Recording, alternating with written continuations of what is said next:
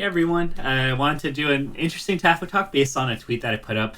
And as a side note, if you are wanting to get a little bit of cash and want to put like, video clips and examples of what I'm talking about as an overlay and do some general editing, then open to suggestions. But otherwise, I'm just kind of just do these straight talks. I was actually kind of nervous to do these kind of talks. A lot of people have upped their quality. I don't know what the value is of just me talking like this without there being some graphics or some examples. Maybe it's not interesting, but I figure might as well just do it. So the tweet that I put up somewhat recently was what was the biggest what if of Melee that you want to see, and this is just pertaining specifically to matchups. Of two players that maybe just due to circumstance just never really got to meet, or at their peaks, or they just couldn't play. And so I want to break this down into three categories. Granted, with the Melee scene before Slippy, and even with Slippy, we have a large disconnect due to ping of international players. And then we have people who have been injured due to wrist injuries and they couldn't play Melee anymore, or people who just retired just due to circumstances, or they just moved on, and we didn't quite see some of the dream matches that were associated with those particular players. So for the international guys, I want to just preface by saying I think throughout the history of Melee, it's just kind of tragic that we didn't really get to see a lot more intermingling between the Japanese scenes, a large part of Europe, Oceania, and all that fun stuff. So we're gonna start and kind of go in chronological order. I think Mikhail from Japan, he is a Peach main that people probably saw a few sets of from the Jack Garden tournament. I actually think that aside from the Bomb Soldier hype and from Masashi, and the few other players that got a lot of attention, I actually thought that Mikhail might have been the best player in 04, 05. He was ahead of the game on doing chain grabbing with Peach. And I remember there was a report by Mana Cloud who said that Mikhail was just a really good Peach player who did a lot of stuff that the US Peaches weren't doing at a time. And in a crew battle, in the 3v3 crew battle that they had, I think Mikhail single-handedly eliminated the US team that had Ken, Isaiah, and Unknown Force, which to me is pretty impressive. It was just sad that we didn't really get to see, at least outside of Japan, what Mikhail was capable of. I really do think he had the potential to be a top 5 to 10 player. But alas, we didn't get to see really much of him at all. Number two, this is an interesting one. This what stirred the tweet. In 06, I look at old Javi and Tuga videos, and based on the tech skill that they had, I thought they were actually ahead in many ways over Crane DJ, Mutaking, and PC Chris in what Fox and Falco could be capable of. And it wasn't until much later that we got to see Javi really play. He had that run where he beat PPMD. He I believe beat Crane DJ and a bunch of other players. And I think that Javi could have potentially given PC Chris and Current DJ, at least in spacey matchups, a run for their money. And who knows, they may have been considered the best spaceys of 06 and 07, but unfortunately, because they lived in Mexico, we never really get to see that. So, understandably, I know Javi, people who will point to some data, like Javi was not good against Samus. He was not really good against a lot of unusual characters, but at least against the core top tier characters like Fox, Falco, Sheik, Marth, it seemed like he was really, really good. And it was just sad that we really couldn't see them in an era where I think they could have competed with a lot of the US's best players. Shortly after, we talked about Europe. With Amsa, the European Amsa that played Sheik, not the Yoshi player. I think he's a really interesting one because, with the MLG circuit going around in 06 and in 07, just seeing Korean DJ, Mutaking, PC take over the scene, and to a loose extent Mango, amidst all that time, Amsa was dominating Europe. And based on the videos, if you watch old 07 clips, he looked world class. In many ways, I would say that his Sheik was better than Korean DJs and Mutakings in many aspects. And there's a few things that you benefit from playing PAL. You're not reliant on the grabs. So you have to play a more honest, neutral and movement game to get your openings. And it really, when I played Amsa, I think at Apex 2012, his movement was just so much better than every other Sheik that I played. And this is coming from playing against Shroom Sheik, Kirby Kaze, Dreffin, Muta King.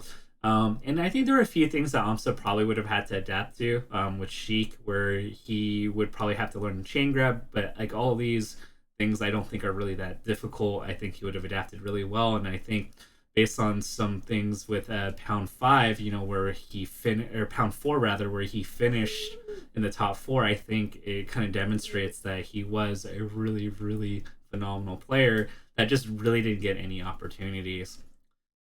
And of course, there are countless Europeans and other Japanese players and players from other smaller regions that probably never really got a chance. So I don't want to say that that it's exclusive to just Mikhail, Javi, and Opsa. There's a bunch of players that we would see. Lastly, in this category, just due to visa issues, Leffen in 2014 was definitely a very interesting player. Like where he was, he memed and said it's Sweden's or ruling Melee, and I believe 2015 actually, where Armada and Leffen were taking over every tournament.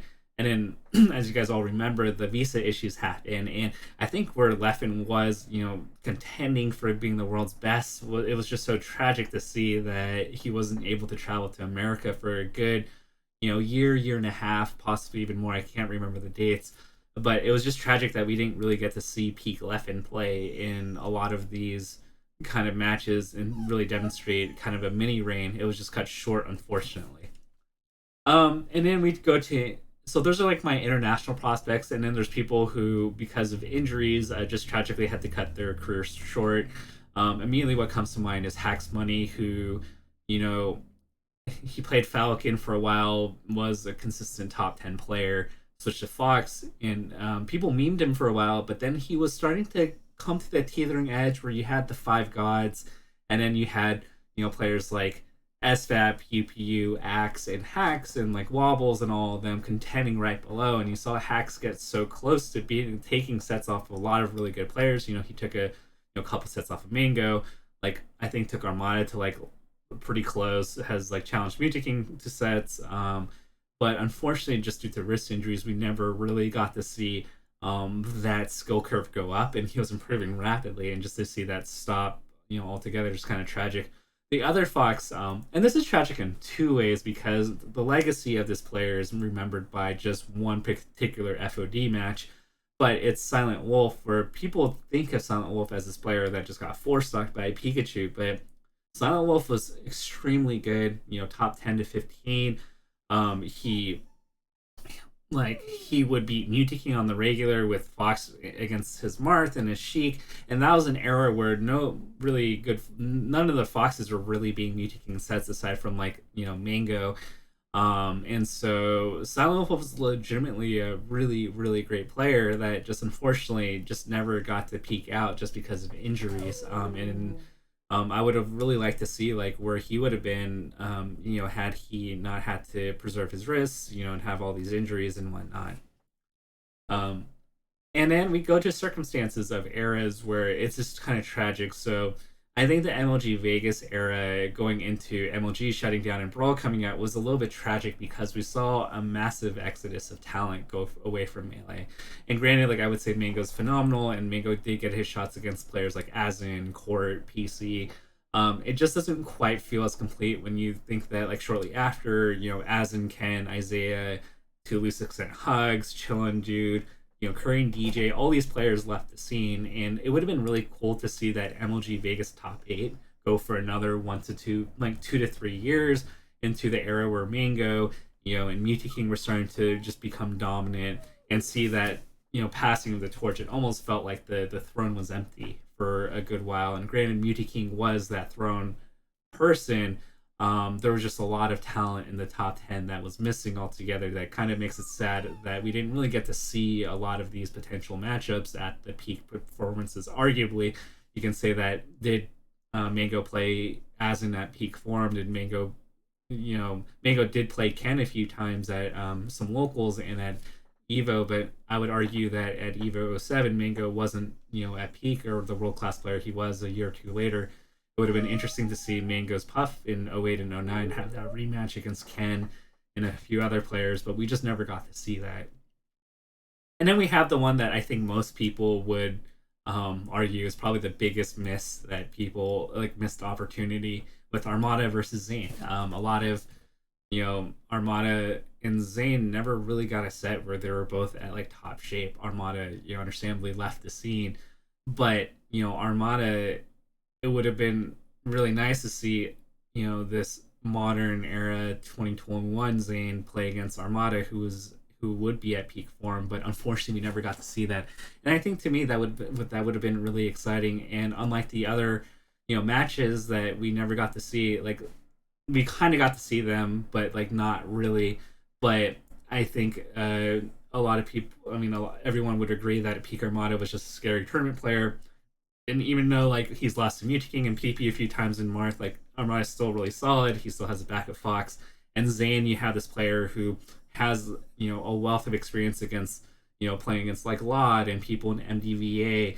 And now that we see that Zayn, for a while was seen as the best player in 2020 and two parts of 2021, it just kind of it just feels a little disappointing that we never really got to see Mango, or not, sorry, not Mango, see Armada, who was seen as the prior era's dominant player, really pass off the torch to Zayn in this match. Or maybe your Armada just keeps winning, and it would have been interesting to see a rivalry brewed not just between Mango and Zayn, but also between like Armada and Zayn. So yeah, those are some of the things that I wish I would have seen throughout Melee's history. I'm more curious also to see like what you guys think, if you guys agree with me that these are matchups that you wish you got to see but didn't, or if there's other matches that you guys would have wanted to see down the road.